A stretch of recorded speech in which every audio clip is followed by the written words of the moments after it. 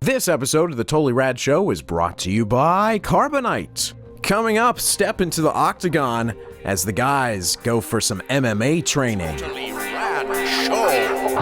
Totally Rad Show, Totally Rad, Totally Rad Show, Totally Rad, Totally Rad Show, Totally Rad, Totally Rad Show, Totally Rad Show.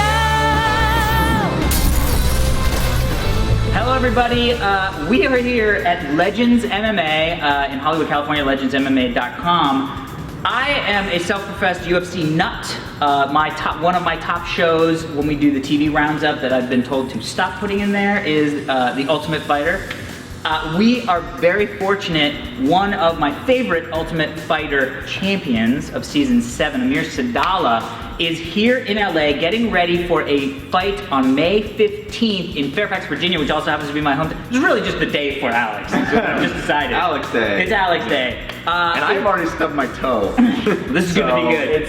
There's problems. So we're here, we're gonna chat with Amir, we're gonna talk to him about all of his training regimens, what he does, and he's gonna put us through a couple little things. I've warned them all, I was like, we're not, Mexican wrestling made Dan barf. Let's do that. Scale back a little bit. This is awesome, though. There's a freaking octagon. An actual cage, which scared me immensely when I was like, yeah. oh, we're gonna do things in the cage, that's not. Cut to your face being rubbed up and down against the chain link fence. Like, my dreams are true!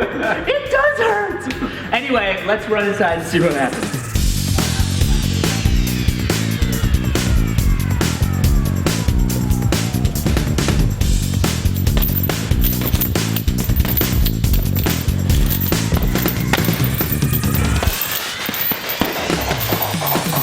So we are here with Amir Sadollah. You're getting ready for some fights. What the hell is gonna happen? We were just hanging out before we started shooting, and Amir's joking around, and we're having a good time, and he's making references to geeky stuff, and then he put the wraps on his hands, and I had this moment of like, oh shit, he punches people in the face for a living. You wouldn't know it. You wouldn't know it. Yeah. You're just a normal guy, but there's got to be. I'm curious as to what the process is to convert from Normal guy to when face you walk guy. into that ring and knowing that you need to go someplace. Yeah. You know, I think that's what is the mindset of the guys that fight, is that they don't really differentiate. It's not like a real mental click over, it's just something you enjoy doing like anything else. Obviously, you guys don't feel fear anymore, but do you get? Not me. Is it when you finally get in that ring and you're looking at the guy that you've been training? What goes through your head? What's that experience like? It's always different and all sorts of emotions, but I think the biggest tool is just to expect the unexpected and expect fear. It's part of it. Fear and nervousness is you need it. You know, it's just like, it's very primal. That's the draw of it to me anyway. It's just this really guttural, just, you know, kind of fight or flight, and there's no flight. The flight was the click of the door. Oh my god, that's so horrible. Did you grow up always wanting to be a fighter or interested in martial arts, or how did it You know, start? I always had an appreciation for martial arts, and you know, as cheesy as it sounds, like the Van Damme movies and all this stuff, like big influences to me. But it was just something that never struck me that I could do it until later in life. After high school, I can remember, like, I was never really into sports in high school, and I just remember hearing about a Muay Thai gym in my area after, just from a friend, and I was just kind of, you can do that here? You know, and this is in Richmond, Virginia, and I was like, wow. So I went the next day and just kind of. So now you're getting ready for a fight on May 15th. What is your process day to day? How many days a week do you train? How long do you train every day? Because that's the thing that blew my mind. Like when I watched Ultimate Fighter, I was like, I would not survive 5 minutes doing the stuff that they do all day. Yeah. What the hell? It's its own animal, and as the sport evolves, guys are learning how to train as much as they are how to fight stylistically. And everyone's different. Yeah. Everyone's needs are different. Everyone's background is different. But for me, it's typically 5 days a week with a light day, give or take. You gotta feel out your body, but and you gotta kind of mix in. The challenge is mixing in everything you gotta do, because there's no way you can do everything you need to do every day. Yeah, yeah. There's no way you can do kickboxing and wrestling and jiu-jitsu and strength and conditioning. And there's just no way. So you gotta break it up and figure out what works best for you, what you need, and try to find a balance of everything. So, At what point do you chase the chicken or carry the Oh no, he trains with the science suction cups attached to him. The science suction cups. so Some guys do that stuff. Okay, so obviously you started with a bunch of other guys that probably dropped out. And now you're about to show us some stuff. So what do you think our chances of hanging in an MMA training program are? You know, just generally. 90% of you are bitches. 2 out of 3 will be dead. You know what? I knew it. I'm going to be proved right about this. Have you seen, curious what your opinion is of Red Belt or Warrior or even Haywire, like the movies that have had MMA and the more MMA movie. That's interesting. Have you seen any of those? Or? You know, I find myself, like, the more I get into fighting, a little bit snobby about watching action sequences, Right. fighting sequences. But yeah, I mean, you know, always cool, always good for the sport. I like movies like Ong Bak, the kind of more real, gritty fighting. So I enjoy watching that stuff. Those movies are always great to see, kind of more realistic. You know, I think I'm a little biased. I think I'm so close to it that, like, I find myself overanalyzing. Like, no, that guy's elbows were out too far. I think I'm a little too close to it. Yeah, right. Well, so I think we're down for us to see a little bit, get some hands-on, but I think we're gonna... I'll start us off in the speed bag, or the bag, or what is that? One of those things. A bag of some sort? A bag. Filled with things. He's gonna go shopping, and then he's gonna do grocery bagging for MMA, so let's get into it, shall we? Yeah. Jump right in. So this is a... speed bag. I see I'm in good hands. This is your opponent. Right. Bow to your sensei first. I think I'm gonna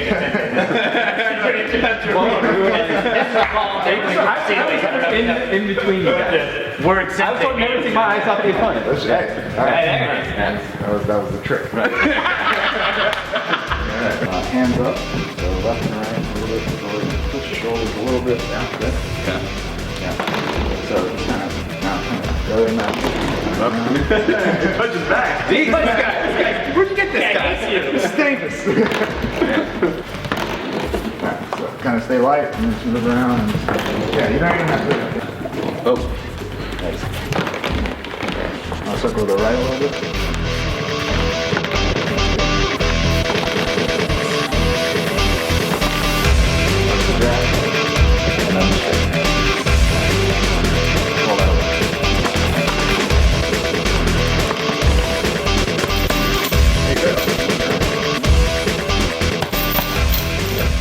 When I was a kid, I had an Everlast.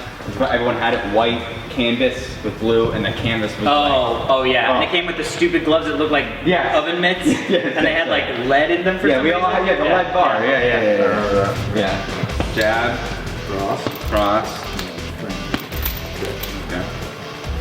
Not be on the scene.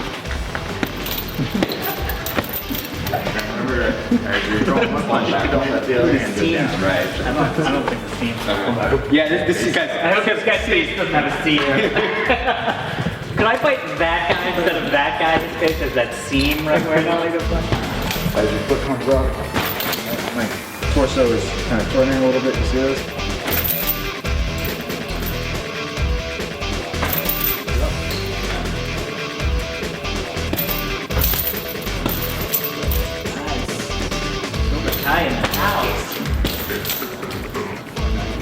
Literally, this is one of those things where I was like, honey, where's my Muay Thai bag? I can't find my Muay Thai bag. Is it the blue one? Yes, honey, it's the blue one. It was in the closet. I know it was in the closet. It's not in the closet anymore. Literally, I had that conversation real quick. And I was like, oh, it's under the bed. It's next to the barbecue equipment. Underneath it. Yeah, now you know direct, go up. Oh, all right. And again.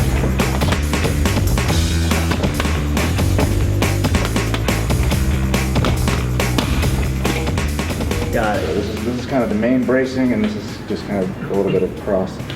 Got So as I feel my feet, kind of. Got it. Good. Yeah. Open the door a little bit. The geek, as they say. Oh, I forgot to put my hands out. It's weird to be the back, like the mid guy and the. Yeah. You know what I mean? It's good. I'm really sold on these drills, yeah. Yeah. Missed them. Sweep the legs, Johnny, yeah! Dude, this is awesome. I mean, you ready? Yeah. Step up? Yeah. Let's do the next phase. That's awesome, man. Super fun.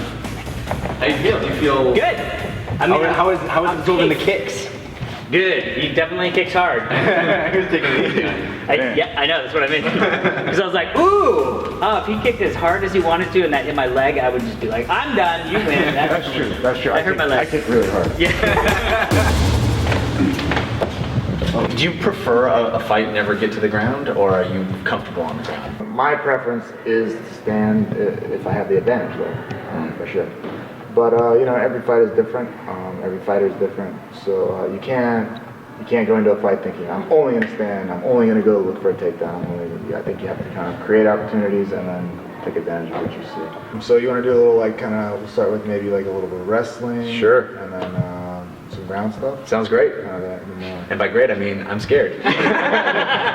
Oh, the proverbial grade. Now what we'll do is this is called swimming in.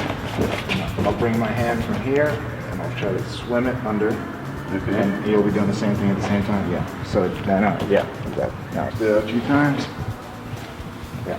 Now the idea here is no, this is just kind of warm-up drill, but the idea is this is an advantageous position for me when I have two what this is called underhooks. Mm-hmm. Now I have the advantage here. Okay. I have control of your body. You don't.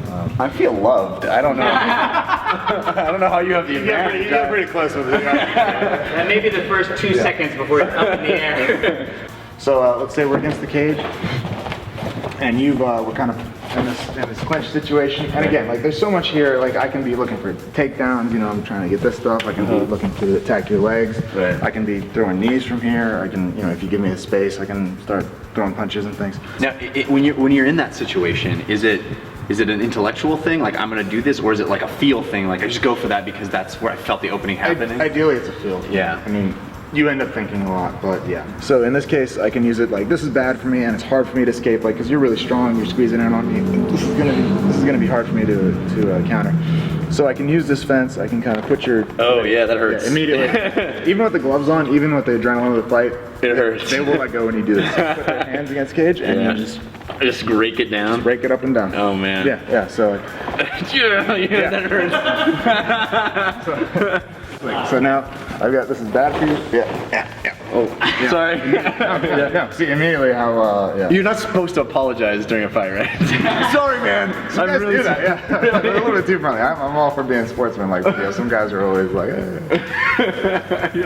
be friends after. I'll just kind of get closer on your legs.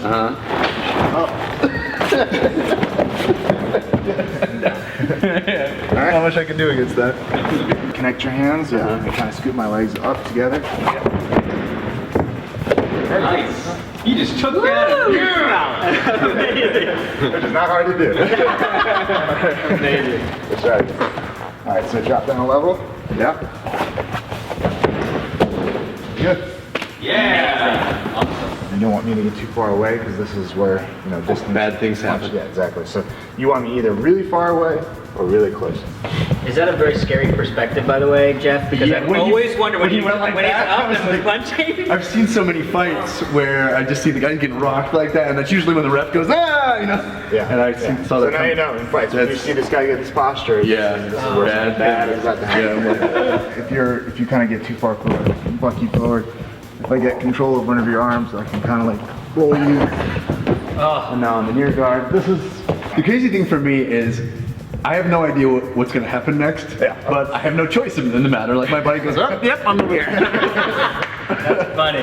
When you first start doing jiu-jitsu and the ground game stuff, it's crazy. It's a bit of a roller coaster. You're just going with it, but you'd be surprised how quick you pick it up. Yeah. And now my only thing is to try to get an arm underneath here, right? I see the guys try to do that. Yeah. You defensively, you have to. I have to break it. At least one of my hands. Because what you're going to do right now is you're going to eliminate the air going to my brain, right? Right. And I'm going to pass out. And you're going to die. And I'm going to die. Guys? Hey, we're enjoying this too. Alex got to wear pads. He kicked me. This is going to control it. And then. You all right? No, that's fine. Yeah, no, I'm never going to walk again. Totally bad. I have to react. Yeah, this is not good. Turn around. Can I keep those hooks on? Good. The hooks in. Those are, wait, like that? No, other way, right? Yeah. There it is. Good. Now just kind of roll me over. Roll you over on the side. Yeah. and then something with my arms. I love it when in my brain I go, I'm just gonna try to prevent him from doing that for a second, and then he goes, I can just easily do this. Just to see what happens. It's because you can I can feel like I have torque with my body. I have the his full neck. It's you're not using your arm strength, which is not as strong. Yeah, exactly. No arm strength, and I'm just laying on the ground. There's no exertion of energy. Well, but that's the whole point of jiu-jitsu, right? It's all about leverage and not strength. Leverage versus brute strength. Yeah. And using the larger muscle groups of your body, attacking, my neck versus, like arms his back, fighting. Yeah, exactly. Back muscle is attacking your neck muscle, and that's not good. Try it again. Yeah. He tapped out! Amazing! Amazing! On the third time he tried to get you to do it hard enough for him to tap, you Don't do it. No. Do it. Harder. Okay, that'll be it. It's awesome. That's awesome. Thanks, Amir. Dude, that's really fun. Yeah, that's really cool. Thank you. So you have a fight coming up. You don't need to say anything if you can't. Right. But as we're watching you, we're all gonna be tuned in. Right. Like May 15th. Right, May 15th. May 15th, So yeah. is there anything for us to look for, or do you not want to say? Like you're gonna be trying to create the we're gonna be always do. I'm gonna be like, Create a game. here comes the chaos, man. Stylistically, I like that. Amir Chaos Sadollah, I like that. So we know that. Yeah. Okay. Stylistically, I do kind of like faster pace fights, kind of creating scrambles. And to me, that's the chess game. To me, like if I can, because if I give you time to think, then invariably you're in your game. Right. But if you don't have time to think, like nobody can train to not think. Right, yeah. It's gonna be the most exciting fight I've ever seen. I know. Me too. Man. We're So much inside now. Yeah. We're definitely. It's gonna be Well, I awesome. mean- We're gonna be cheering you on. I'll be like, just knowing what it feels like to kind of be in the ring with you. It must be. All I gotta do is train with everybody one by There you go. every audience Every member, person, and then one ticket at a time. Exactly. It's awesome. Oh, that's awesome. Well, thanks so much for coming in. Yeah, this is And super cool. is there like as performers, we have the whole break a leg thing. It's not luck. good luck to Are say you on good Twitter? luck. Can they follow you on our website or Twitter? Yeah, aren't you? You're at Amir MMA? Okay. Awesome. That's Follow me awesome. And can we get a Punch Fist out. punch. It may be the biggest explosion we've ever done. our fists may Explode, dead after literally. this. Yeah. You want to wrap up? Let's do it. I want to wrap up. All right, everybody, be sure to stick around. We're going to be answering one of your Twitter questions right after this. But first, we want to thank our sponsor, Carbonite. You may know it as the backup software to be used. Carbonite protects your files from a computer crash, fire, theft. You can accidentally delete a file. theft. Some sort of explosion. It protects it by automatically and continuously backing up your files and keeping them securely off-site. You'll never have to remember to back up again. Whether you have 1 or 2 computers at home, several computers at your small business, Carbonite is the better backup plan with over 1 million customers. Carbonite is awesome. Over 1 million customers trust Carbonite to protect their home and small businesses. Trusted. With plans starting at just $59 a year. $59 a year, not a month, a year. Start your free trial at Carbonite.com with the offer code TRS, and you'll get 2 bonus months if you decide to buy. That's Carbonite.com. Offer code for 2 bonus months is TRS. Thank you so much for watching. We will see you at a later date. Join us tomorrow for Versus. Today's Twitter question sent to us with the hashtag TRSQ is from Le Portable Podcast at Portable Podcast. Potable. Potable Podcast. Potable Podcast. Thank you, Means you everybody. can drink it. Thank you, everybody. What's your favorite moving drinking scene? Hey. E.g., Raiders of the Lost Ark, Sideways, Princess Bride, Lost in Translation, pound TRSQ. All genius. All genius. I think my favorite on that list is Princess Bride. Well, I don't know. The Clearly Raiders can't scene, choose the one in front of me. That's a great. Clearly That is can't. definitely a great scene. The Raiders scene, though, I remember as a kid, like that I thought was what drinking was when I was a kid. I was like, oh my god, I can't wait to drink. 2 ladies? 2 ladies? 2 ladies. The second one was a dude, wasn't it? I hope. It was a lady. Anyway. I got a couple that are on the list. Okay. One that's number 1 is Jaws.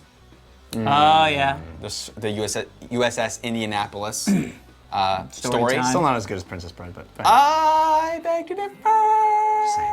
But that's, I mean, you can't lose with any of those. Also, isn't it in Explorers where the kids get drunk on space wine? Something No, like that. before they go into space. I feel like there's a scene where a bunch of kids. Is it? Well, I was also going to say that Pinocchio theoretically, does that. the cantina scene from episode 4 is a drinking scene. Yeah. Getting up to this don't bar like to him get a either. drink. Exactly, that's an intense drinking scene. Yeah. You'll be dead. Thank you, Le Potable Podcast.